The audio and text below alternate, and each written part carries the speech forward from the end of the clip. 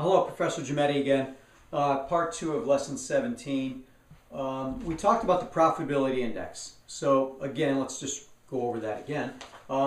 If the present value of the cash flows, which if you recall in the last problem came to like $10,839, is greater than the initial cost, the $10,000, then the profitability index will be greater than 1. The numerator is greater than the denominator, therefore greater than 1.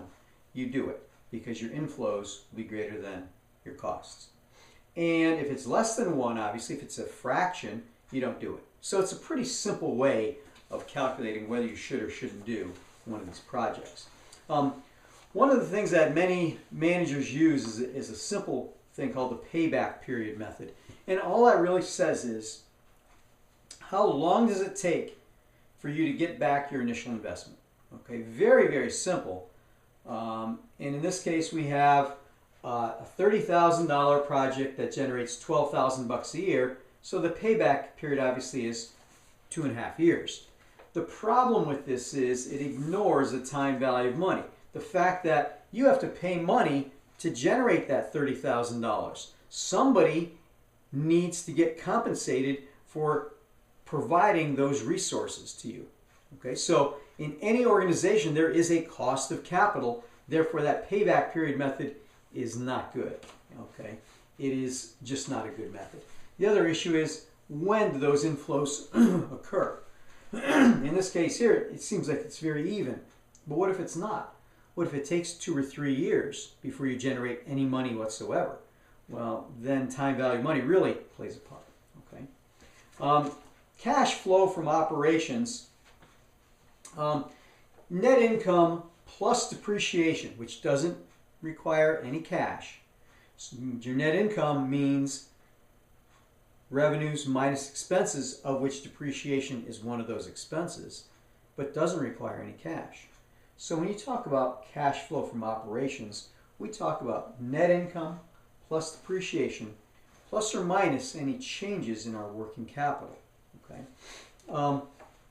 Again, depreciation is added to net income because it doesn't require any cash flow. We can write it off, but there's no cash outlay for that particular expenditure. Okay. Cash flow from investing activities shows us which fixed assets we either put money into, source of cash, or we sold off and got cash from. Okay. Cash flow from financing activities deals with paying dividends, generating capital from selling stocks, selling bonds, or selling preferred stocks, okay, generating cash flows.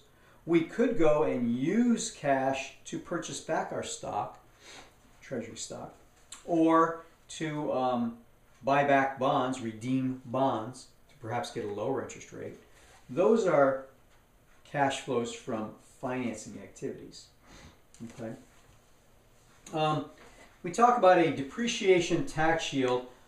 This is a tax reduction due to depreciation that equals the amount of depreciation expense multiplied times the firm's tax rate. So for instance, if you're in the 25% tax bracket and you have $40,000 of depreciation expense, that expense doesn't require cash flow, but it saves you $10,000. 40,000 times 25%. It saves you $10,000 in taxes. So that's what we mean by this depreciation tax shield. Okay? Part 2, Lesson 17. Thank you.